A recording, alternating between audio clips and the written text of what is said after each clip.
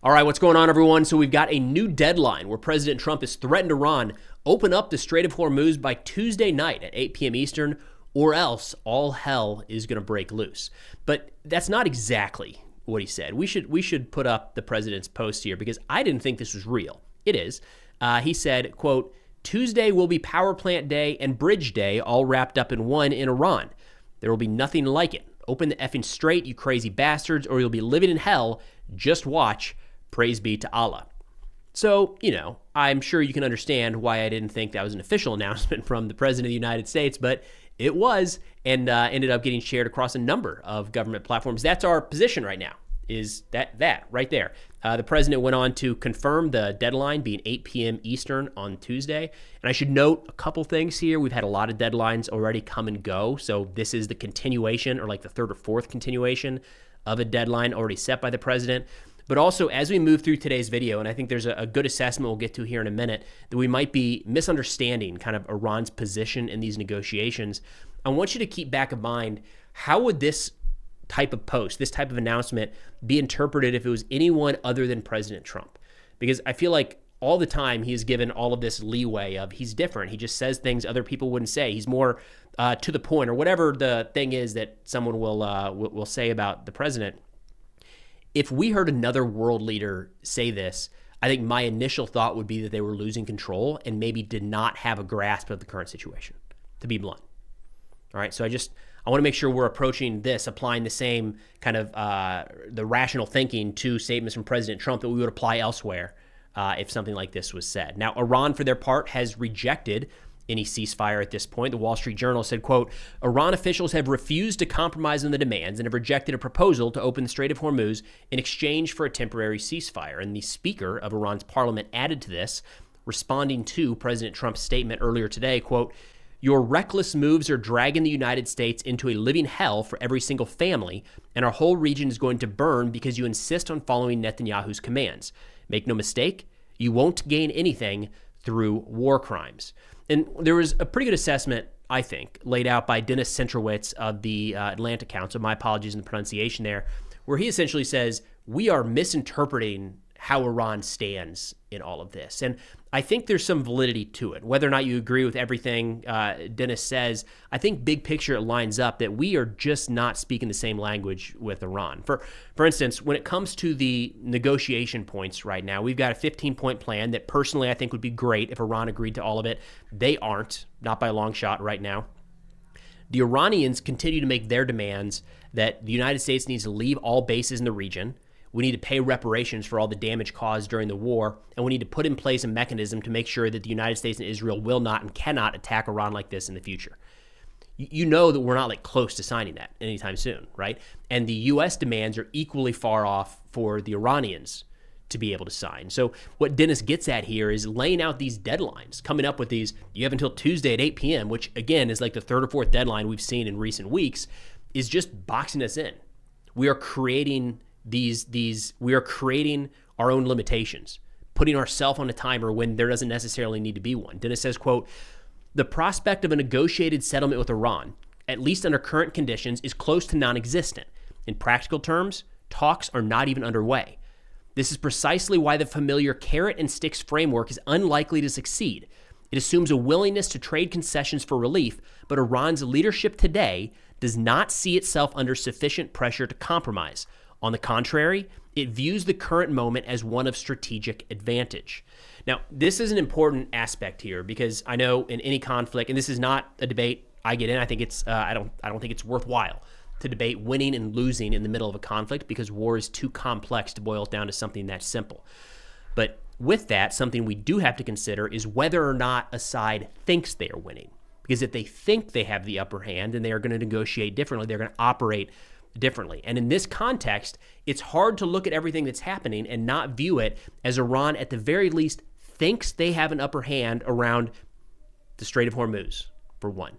Look, if we're talking about damage inflicted on military forces, it's not close. And there's a lot we don't know about the damage that Iran has done to U.S. bases in the region, no doubt, but it is very, very one-sided at this point. And it's again, not a very close comparison. But the Strait of Hormuz clearly is very important. And President Trump just today, right, After a couple days of saying it doesn't matter or it's not ours, we don't even need it, we'll just walk away. Open the effing strait, you crazy bastards, or you'll be living in hell. Just watch. Praise be to Allah. Clearly, the strait being open is of importance to the President of the United States. Right? Iran knows that. This is their strategic advantage, and they are continuing to play that card. Dennis continued by saying, quote, by setting terms Iran is almost certain to reject, President Trump has narrowed his own options to two unattractive paths. He can escalate, risking a sharp disruption of global energy markets and potentially severe damage to the international economy, or he can step back without an agreement, a move that would hand Iran a narrative of resilience and erode the credibility of U.S. pressure. A third option, delaying the deadline under the pretense that progress is imminent, may buy time, but it would come at the cost of further undermining U.S. credibility, both with adversaries and allies. There is, in short, no easy exit. And absent a fundamental assessment of Iran's strategic mindset, Washington risks making decisions based on a misreading of the other side, one that could prove far more costly than anticipated. We have no way to get inside the mind of the Iranian negotiators right now. It's not even clear who is negotiating on Iran's behalf. So, we can't even play those games to try to figure out exactly where they stand or what they think today. But if we look at past events leading up to where we are, I think that assessment from Dennis tracks. Going back to the opening days of the conflict, there's a lot of evidence right now that President Trump believed this was going to be a relatively short campaign. All right, I'm hesitant to put a timeline on that. He said everything from a couple days to a couple weeks, but what we can tell at this point is it looks like there was a lot kind of hinging on two outcomes in the opening days or weeks of Operation Epic Fury. The first was that the people would take to the streets and overthrow the government. That didn't happen. It hasn't happened now. Technically, it might still happen in the future, but it doesn't seem imminent. The second was that the Iranian regime would be so weakened, say, this is too much. We got to get the bombing to stop. How do we do that? Let's negotiate with the United States and find some way out. And maybe, and this could have been option one or option two, there would be a more pragmatic leader.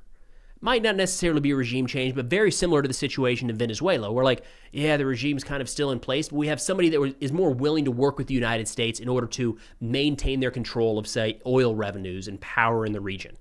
It seems like a lot was hinging on those two options. Neither of those have played out. So I think Dennis's assessment here that we are misunderstanding Iran's position is relatively spot on. And to that end, Rachel Scott of ABC News had an interview with President Trump earlier today that I think kind of reinforces that. She said she spoke with President Trump, who told her that the conflict should be over in days, not weeks. But if no deal is made, he's blowing up the whole country with very little being off the table. Quote, it should be wrapped up in days because no sane group of people could stand the punishment that is going to rain down on them if it's not. There could be a deal. There also could not be a deal. I don't know. I have no idea with these people. They're getting the shit beat out of them, and that's all there is I can tell you. There's been no country that's ever taken a pounding like that. More and more, it looks like what we're trying to get to is just more bombing. Hit them harder. And as we've talked about in recent videos, if it's not more bombs, then it's more targets. And what President Trump, expanding the target set, that I have made the argument is pushing us into what would be considered total war. And I saw some comments from folks arguing about the exact definition of total war. And there's a couple different ways that is interpreted throughout history. Some of them have to do with the mobilization of resources within a country, right? So if the entirety of the United States mobilizes for war in World War II, for instance, you could consider that an aspect of total war. I'm talking about the widening of targeting to a number of civilian infrastructure, at least dual-use infrastructure across the region. To that end, the Wall Street Journal put out a piece just yesterday where they say that top aides inside of the White House have privately made the case to President Trump that Iran's power-generating facilities and bridges are legitimate military targets because destroying them could cripple the country's missile and nuclear programs. They say among those who have briefed the president on the legal rationale to hit civilian targets is Defense Secretary Pete Hegseth, who advised Trump that roadways could be struck because Iran's military could use them to move missiles and materials for making drones. A White House official added that electric plants are legitimate targets because destroying them could foment civil unrest, complicating Tehran's path to a nuclear device. That gets very tricky, very complicated, very quickly. So when you're talking about power plants, yes, you can make an argument for one power plant. It's very hard to make a blanket argument that every power plant in the country should be destroyed and that somehow that would not have an overwhelming impact on the civilian population. The idea that going after power plants and energy facilities because that could foment civil unrest, I don't know that there's very many lawyers in the U.S. military that would sign off on that one. That seems like a bit of a stretch. In fact, that's backed up by Jeffrey Korn, a former Army lawyer who now directs the Center for Military Law and Policy at Texas Tech, quoted in this article, where he said, quote, ultimately, such objects may or may not be lawful targets, but that must be based on the circumstances related to the military operation and civilian considerations for each object. David Deptula, a retired three-star general, added to this. He helped direct the 1991 Desert Storm campaign. He said that a case can be made for selective attacks on Iran's energy infrastructure, but, quote, when you start talking about taking out desalination plants, that raises serious questions about compliance with the laws of international armed conflict. And I bring that up, that article, everything in today's video will be linked in the description below. I bring that up because if we're talking about a serious change, if President Trump is saying we haven't gotten the concessions out of Iran that we want to, right now it's the opening of the Strait of Hormuz, or else all hell is going to break loose. What are we going to do? Go after more of their senior leaders? Maybe. Go after more military targets? We're already doing that. It's likely the expansion of target sets into, as President Trump said, energy infrastructure, bridges, and more. He hasn't mentioned the desalination plants in a couple days, but that one would be, like, to be blunt, I don't think there is a legal or moral justification for going after desalination plants, which Iran did last night, again, for what it's worth. They've hit desalination plants in the region a couple times now. So it's not good when anybody does it, and I hope the United States does not add to the chaos by hitting those inside of Iran. But as of now, President Trump has laid out essentially a 48-hour deadline.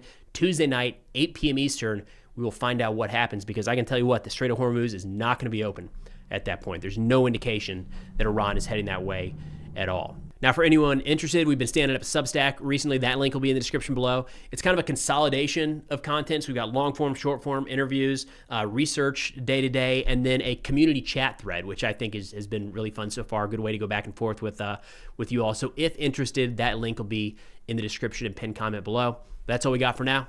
Thanks for watching, and I'll see y'all next time.